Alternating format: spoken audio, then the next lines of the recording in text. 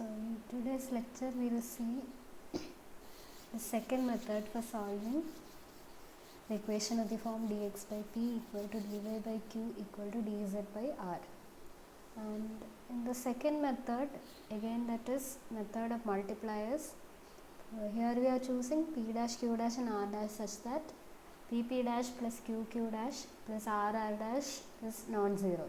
So you can have it either 0 or non-zero. So we will see what happens when we choose multipliers such that you get a non-zero value.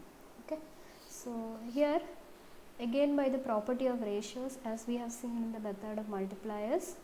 So by the property of ratios, we are choosing p dash q dash and r dash such that so this relation holds by the property of ratios, and similarly you are choosing another set of multipliers such p double dash q double dash and r double dash such that again this holds. So dx by p equal to dy by q equal to dz by r, it is equal to both the ratios. So what we do here is we find p dash q dash and r dash such that this becomes an exact differential, say dw dash, and p double dash dx plus q double dash dy plus r double dash dz by p double dash plus q double dash plus r double dash is the exact differential of dw dash. So you will get the entire relation using the property of ratios. So this term will be dw dash and this is the next differential. So that is going to give me dw dash equal to dw double dash. So that gives w dash equal to w double dash plus c1.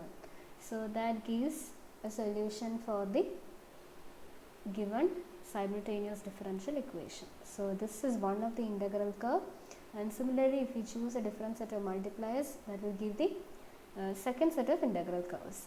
Okay. So here we have compared these two ratios, and in some of the problems what you can do is you can compare one of these, that is dx by p, dy by q by dz by r.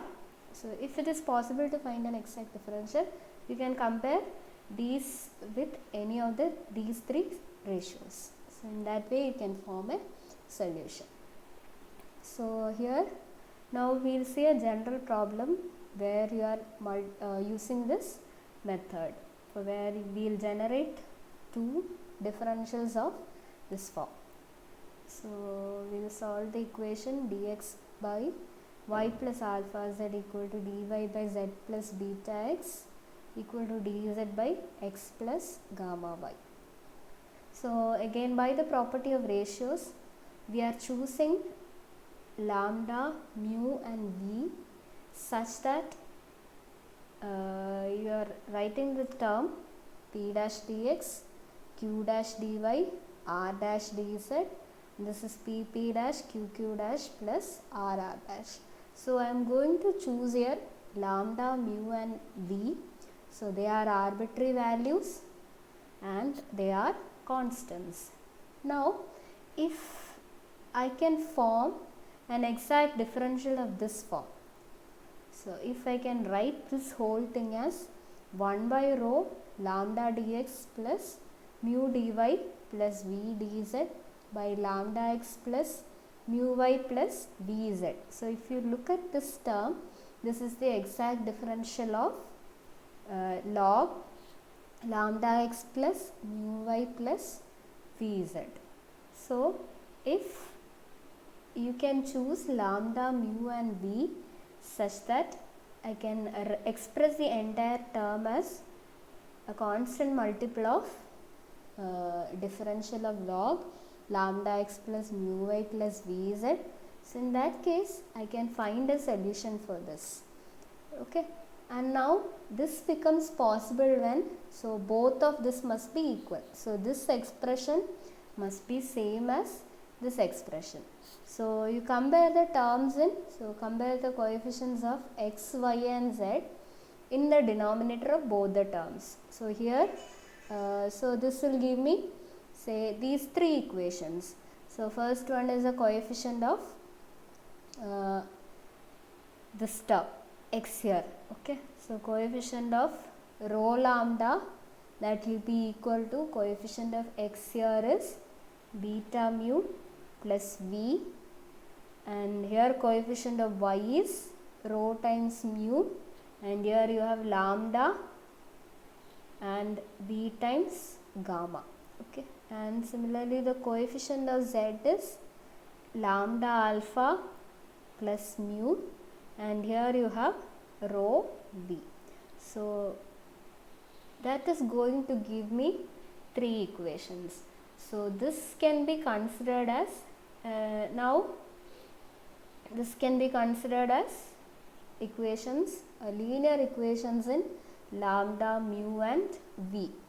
Our aim is to find out what is the value of rho. So for this particular equation, so this will possess a non-trivial solution when its determinant is determinant is equal to 0. So when the determinant is equal to 0, that is going to give me a third degree equation.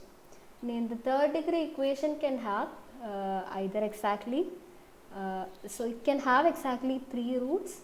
So they can be distinct or they can be equal. So here I am taking the case when they are distinct. So when they are distinct, they give me 3 roots. So let me call it as rho 1, rho 2 and rho 3. So if I substitute rho 1 instead of rho in the first equation, so that gives me the first differential. So 1 by rho 1 lambda 1 dx plus mu 1 dy v1 dz, then lambda 1 x plus mu 1 y plus v1 z. So instead of rho, now you will have rho 1. So this entire term will form an exact differential.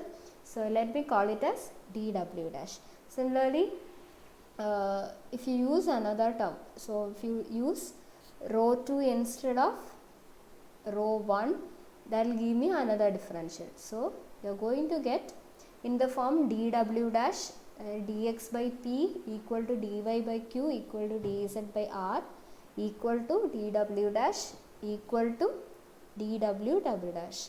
So this is the value of w dash and w double dash. So that will give me the first integral curve as w dash plus w double dash plus equal to w dash plus log c2. Similarly, if you can form an equation with rho 1 and rho 3 or rho 2 or rho 3. So that will give 2 different integral curves. So this will form a solution. So this is a general problem where you will use multipliers which are non-zero, and you can form 2 differentials in that case. Okay.